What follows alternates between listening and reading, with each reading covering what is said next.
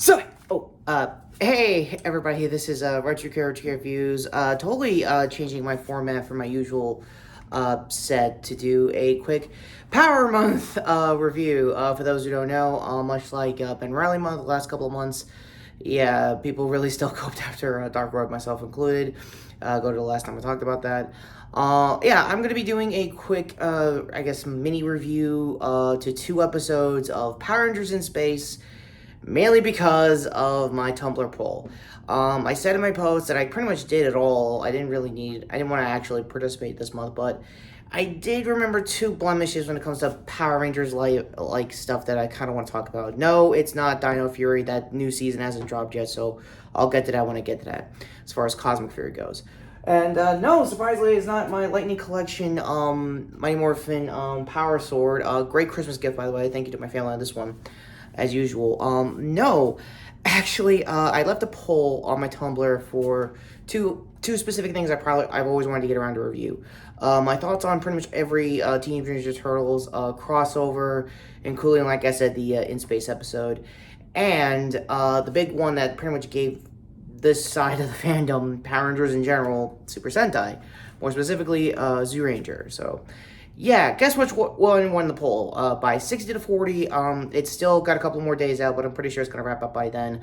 Yeah, the Tmnt Power Rangers episode is basically the one that won the poll. Now, I'm not going to talk about all the comic crossovers, especially the current one where Casey, I think, has Z powers. I don't know exactly.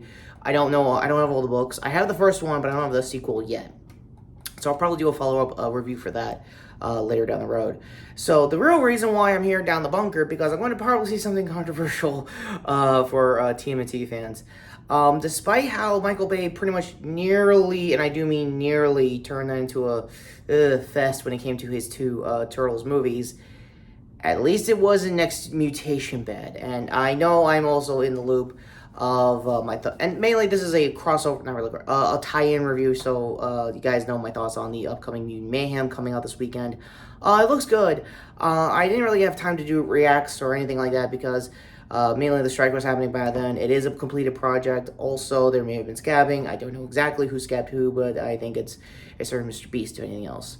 Probably dropping the bucket first. There's other problems. Yeah, go to a Philly D link, I guess, explain that at the very least.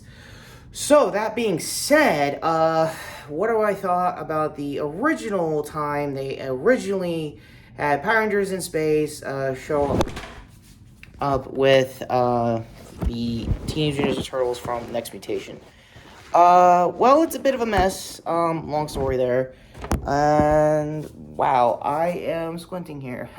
Sorry, yeah, I have to really rig up some stuff here, so give me a sec, guys.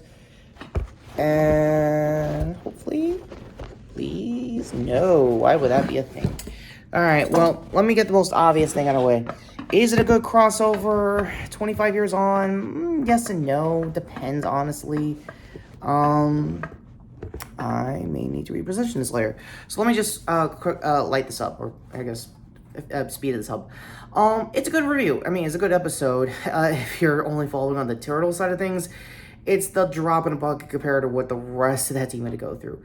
As for In Space, though, it was the game changer. It was basically the ending of the Mighty Morphin era. It's obviously, basically, Chup Lindell, if I got his name right, that helped out the majority of Cosmic Fury and all the other previous, I guess now Hasbro era teams. So getting to the most obvious point, yeah, it's pretty influential as far as the team goes, for having more dedicated writers down the road for future eras, like obviously Disney, or obviously what you say about Nick Era and all that stuff.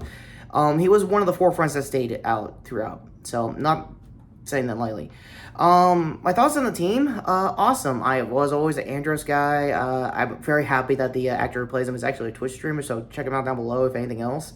The rest of the cast hasn't really done anything crazy as far as con appearances go. They're all pretty much cool in my book. As for the Turtles that played Next Mutation, Turtles, your mileage may vary if any of them ended up still doing stunt work or did AER work down the road. I don't know. I'm not, again, like I said, I'm not a huge Turtles guy, so I guess wiki down below if any of them still has work. Long story there. And I guess final ratings, yeah, for a 2-part crossover, it's a slight dip between both shows, more so on the Turtle side than it is on the Power Ranger side. We've had weird crossovers before that kind of had some random moments, and what are you gonna do? Fight choreography is basically the same fight choreography you're gonna get for pretty much at the peak of Mighty Morphin Era show, so you're not really losing much there.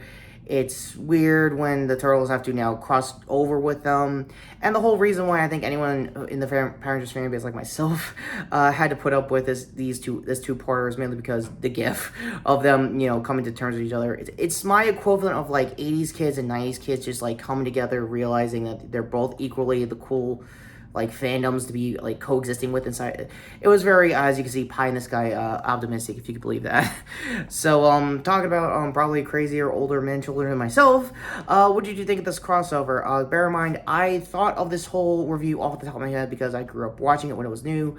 As here in the States, I don't think these episodes are available on Netflix due to the Hasbro buy-in. They had to like purge some of those seasons out. I'm very much aware that I think Shout Factory still has the DVDs on their website, so check that down below if that's still there in the buy store. And that being said, on the next mutation side of things, I honestly don't know. I believe that and a bunch of other pseudo spin-off shows that Saban was trying to do to capitalize off the Power Rangers back in the 90s, which, oddly enough, Next Mutation kicked off that trend, if you remember correctly, like I do in Power Rangers history, or in this case, Saban history. A few of them were on Netflix for a while. I know VR Troopers were on. I know that Big Bag Beetleborgs were on.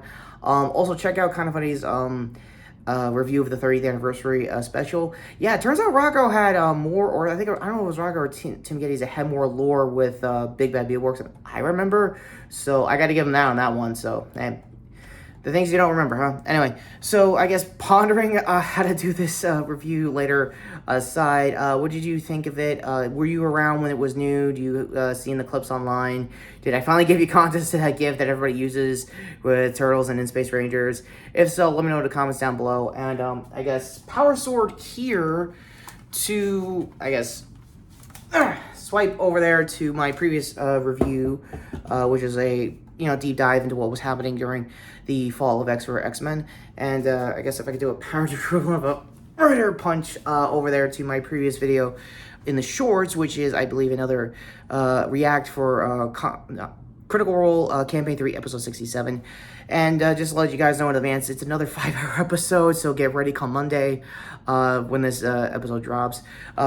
I guess the closest thing to brand safe gear here, if I ever get a merch line, this is definitely my channel's colors. I'm going to try to keep it consistent. So yeah, to sub the channel notification bell down below for future Power Month reviews, if I can think of any episodes randomly to get you guys interested into the series once and for all. If you're a casual that wants to get into the trend of how cool Power Rangers were 30 years on, leading up to the actual day of the anniversary of Day of the Dumpster, please let me know in the comments down below. Notification bell as always. And until next time, yeah, I'm Retrokid Reviews, and I think I could do the Powers a lot better than Jason, mainly because of the small business loan crap he's going through. Big Rocket DeSantos fan, in case anyone was wondering the Mighty Morphin side of things.